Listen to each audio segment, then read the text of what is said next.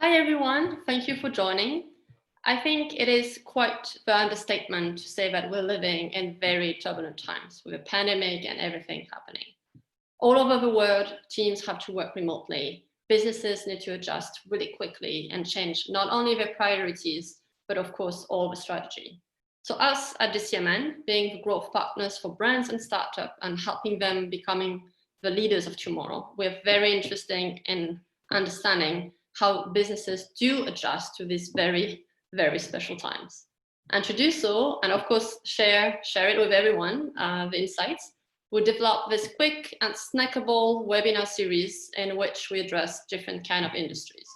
We previously talked about payment, gaming, also travel, as you can imagine, highly impacted. And today we're going to tackle fitness. So if you have any questions, please don't hesitate to put them in the chat. We have a short Q&A session at the end. So joining us today, we have Thorsten Müller. Hi, Thorsten, welcome. Hello, thanks for having me. How are you doing? I'm great and excited to share some of our insights from the last couple of months here. So thanks for the opportunity. Well, thank you for joining. I think we're all really aware of how fitness was an industry directly impacted by COVID-19. And you even say kick in the butt, as you put it. And you actually have a little graphic perfectly illustrating this, where you have a number of active users decreasing. Yeah, could you maybe share it with us? I think you have it. Yeah, perfect. Yeah, there we go. So this is the graph, and I thought I bring a bathtub. This maybe fits also very well to the weather conditions right now. But here you can see the amount of total members versus the amount of total active members what we had, and obviously pretty nicely the decline that was happening. Yeah. So yeah, it's quite when you look at this now, what is your take on it? Because I can imagine it was a pretty steep decrease happening.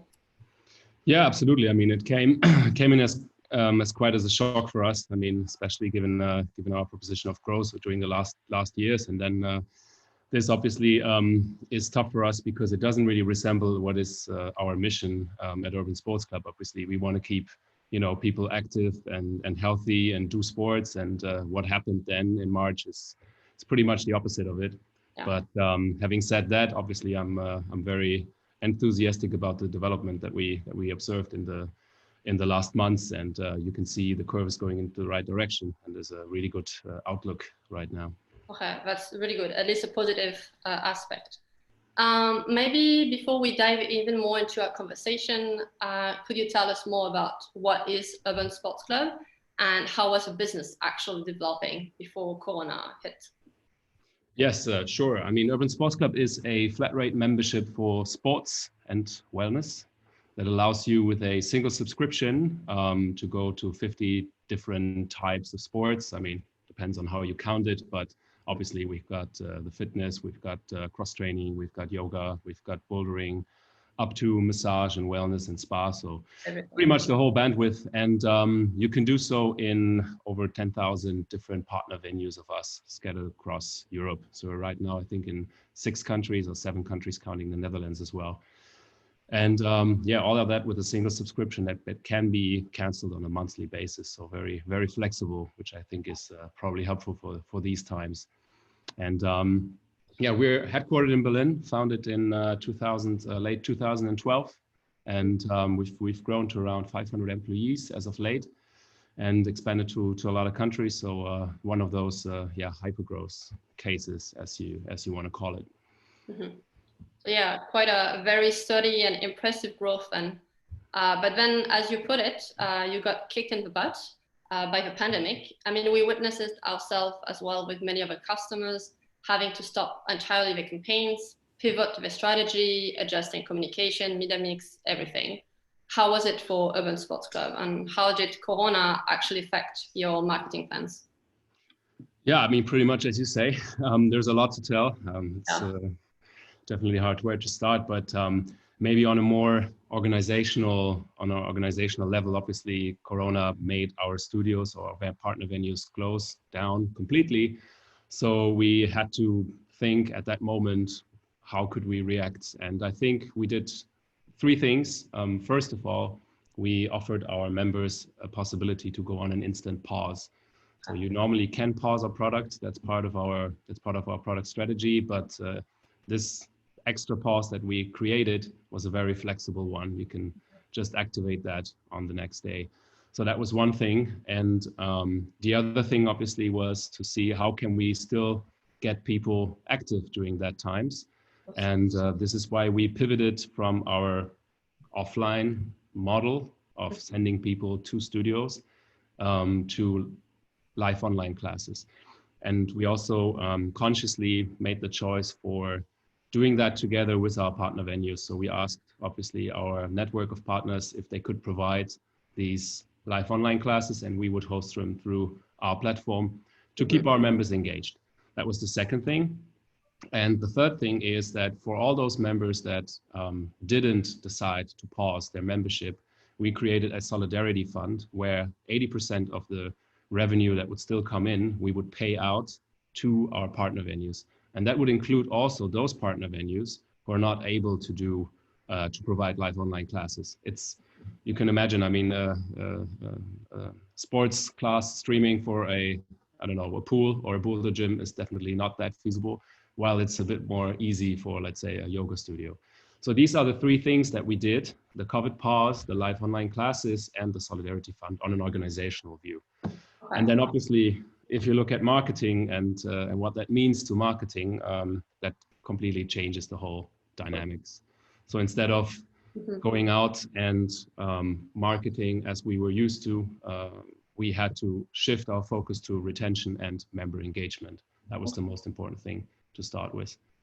And obviously we had a lot of above the line marketing running at that point, a lot of branding and all these things, which are also costly, as you can imagine. We shifted these over to more CRM, organic social, obviously content marketing. Okay. And I think what was important is that at that point in March, when we saw that everything is going to be shut down, we know that a lot of businesses are also going to pivot to online in one way or another. And in order to keep your reach and your share of voice, obviously you have to start early, and you have to also boost your efforts. So we did still boost our efforts. We also were lucky that we created a viral moment in the sort of mid-March. And that viral moment helped us to sort of beat the algorithms a little bit. So to profit from that on Instagram and other social channels. And yeah, obviously trying to maintain top of mind awareness through PR as much as we could was also our approach. Yeah. And maybe to close that point, pivoting from obviously the offline business as we had it to online also meant for the marketing team that we had to find new USPs, we had to find new value propositions for a digital offering very fast. And we had to see what we want to focus on. And we decided to really highlight three aspects from the digital offering. And the first one is community. So if you work out from your home, you can still do that with the community, with the other members, with the partners that you like. Continuity was the second. You can still use the partners, not offline, but now online, but it will be your favorite trainer or your favorite studio. Okay. The last one is commitment, because if you sign up for a live class, it's going to happen live, just as this webinar, and you signed up for it, so you're bound to come. So that was the third part. Yeah. So that's a big bunch of things that we did by that time, but I guess every company had a similar experience, like people were really going crazy during that time. Yeah. And I'm wondering, because I imagine like Italy happened first, like then did you have the same approach in every single country? Yeah, I mean, as I said, we were in 6 or 7 countries, so we could observe from Italy what was happening. But I have to say, it was like maybe a head start of 1 or 2 weeks, so it happened so fast. But yes, we adjusted in Italy first, and we took that learnings to the other markets. But then the rest kind of followed up everything at the same time. Okay. And what was then the biggest challenge that you had to face? And I don't know, maybe there were also some surprising opportunity coming out of the situation. Yeah, I mean, once you stop growing at that pace, obviously, and looking inward, that has obviously an implication on the budgets that you are going to spend. So you have to shift your mentality and your mindset of the team, and looking more inward, obviously, into member engagement. So that was one thing. Obviously, also in our case, we have lower resources, so we didn't have all the hands that we had before. We had to put some people on short time. So that is another thing. But I have to say, one really surprising thing that we learned is obviously agility of the teams in-house. We did end up producing a lot of the things that we usually outsourced for our business. We produced them ourselves. So I actually have one example that I wanted to show of a video that we produced with the team, and I'm going to share my screen again, and you have to go on mute.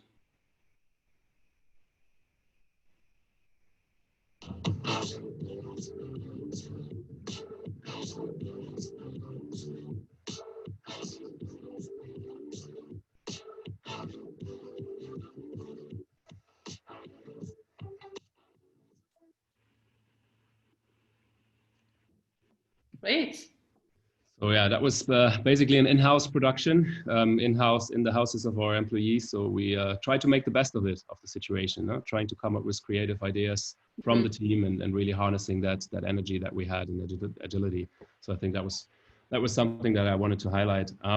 Also, what I have to say is that the marketing team did move closer to other teams as well during that time, especially if you consider our customer care had definitely, or still has, a lot to do, because there are a lot of questions around, obviously, uncertainty and the new product of live classes. So we, as a marketing team, got closer to them, and social media, community management really, works hand in hand with customer care. So I think that's something that also changed during that time. Okay. Yeah, I find it super interesting because, I mean, the video you're showing, like, you have employees actually doing the sport and showing that you can still do sports and stay fit at home. And so it's really embracing what you are and still, like, putting in a creative. Yeah, I think you have to walk your talk at the end of the day, right? If you want to sell something, it's good to have some authenticity. Yeah. So, I mean, you said it, like, Urban Sports Club has more than 10,000 different kind of partner venues in Europe and several 100,000 of users. So I can imagine they all had different kind of needs and questions and worries. How did you manage everyone and balance the needs of the different stakeholders and communicate effectively with everyone? Yeah, I mean, as I said, communication is crucial in that way. I think what we try to do is we went into an over communication mode. I think that's probably lots of the comms experts. They do know that you always feel when you do comms that you become repetitive, and but actually that's what you have to do anyway. It's part of the job. When you feel like you've said it enough, you still have to say it another time.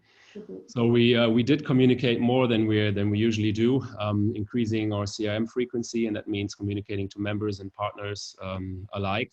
And there's lots of them, obviously. And yeah, normally you would get maybe, I don't know, 2 or 3 commercial emails maximum, and we definitely breached that threshold. But having said that, I mean, it's very tough. It's a very tough situation to make sure that everyone gets all the right information at the same time, especially with all the businesses pivoting to online. There's a lot of noise out there, and that affects open rates, that affects engagement. So you can't secure that everyone gets the message at all times, and that's definitely a struggle. So we're still learning on this one, but over communication, yes.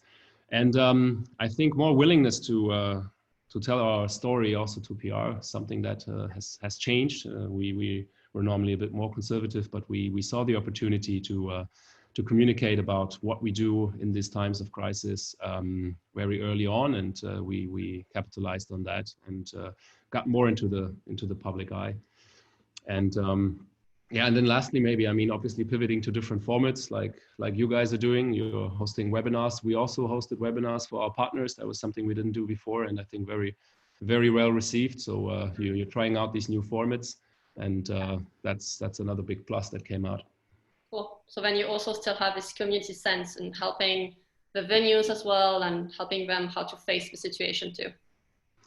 Yes, I mean, that's really at the heart of what we're doing. I think in times of crisis, you look inward, you look at what is your mission, and at the end of the day, it's a big community of partners and members and us and companies, and it doesn't work out if there's no bond or solidarity between. Exactly.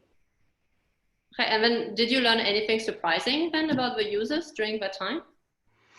Yeah, I mean, obviously we were super happy and thankful for everyone who joined in the solidarity movement and supporting the partners. And we had lots of members that were very happy about it, and even before already tried to find out ways how they can support the partners in their favorite studios. And we're really happy we had a way for them. So that was amazing. Really enthusiastic about it.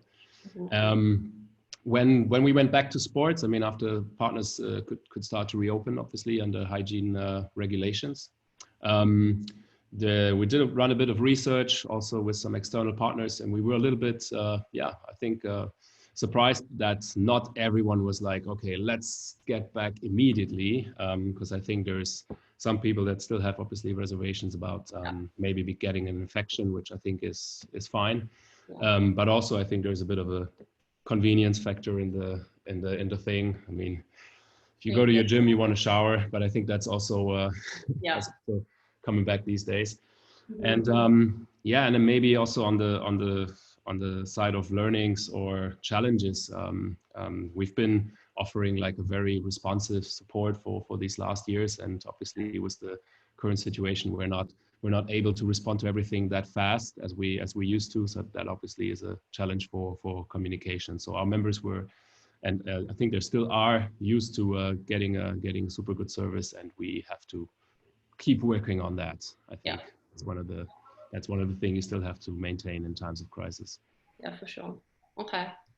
And so looking at it now, especially when we see everything that is happening in France, even Germany, different countries with a spike a bit of cases, even though we do have Sputnik, hoping and Russian really are confident in it, let's say, I don't know, if it doesn't necessarily work, what do you think the near future of the industry will look like? And will there be any lasting changes for you that will stay even after the pandemic is over? Hopefully it's soon over, but yeah.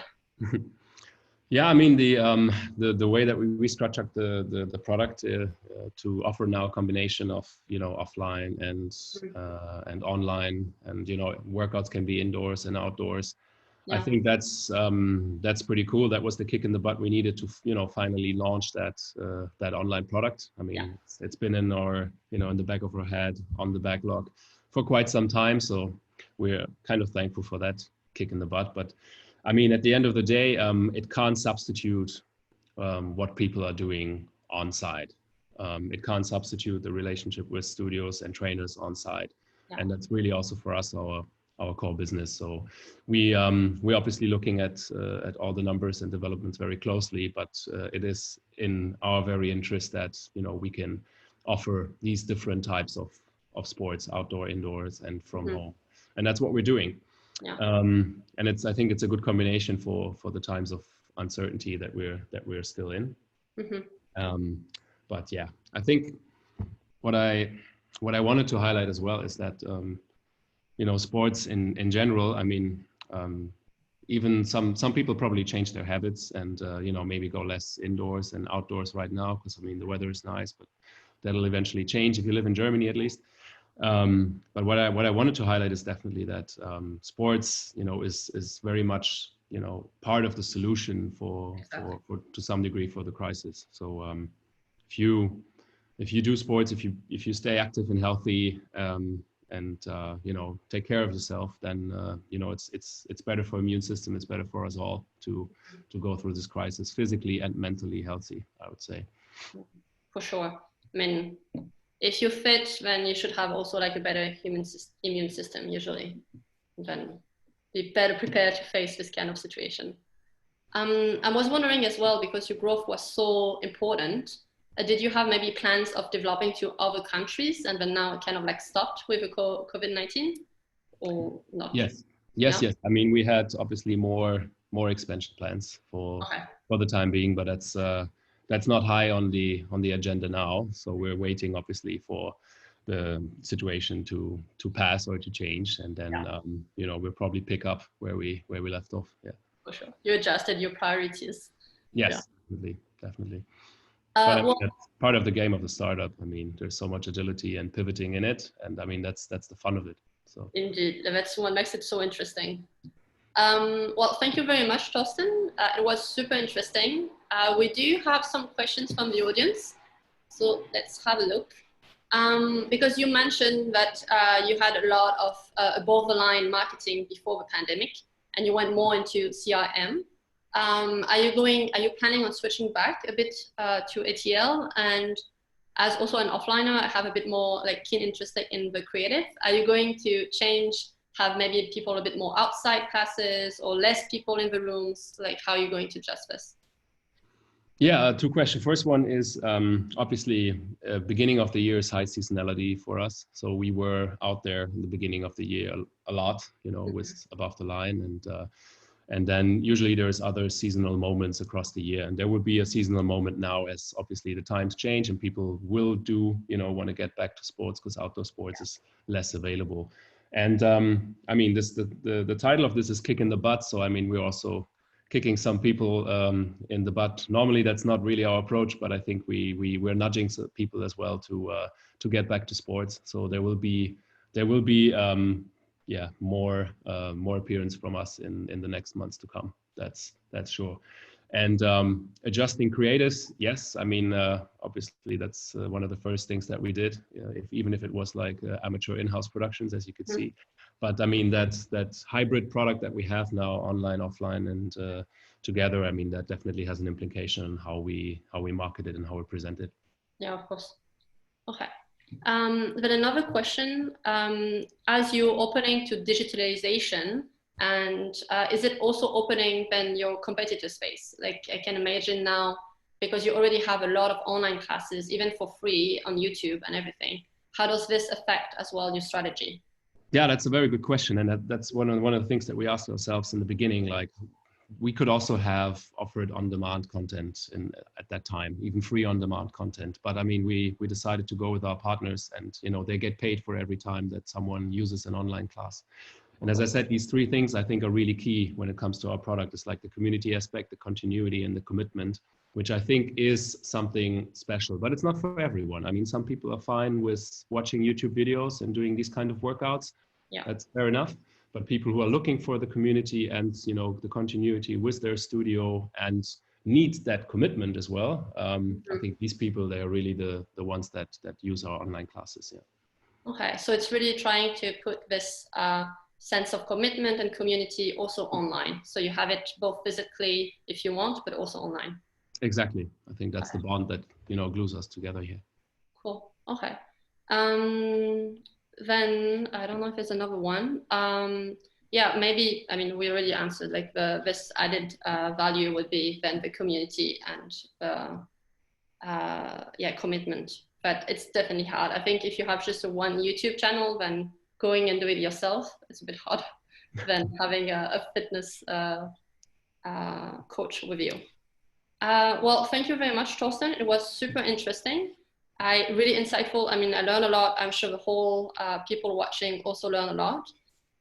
Maybe you have as a last closing question, some tips for us to stay fit even during the pandemic. I mean, two things. Maybe one of the things that I forgot to mention with our users that surprised me is that many people tried out new stuff because it was online. And I mean, the barrier to entry is obviously much, much lower.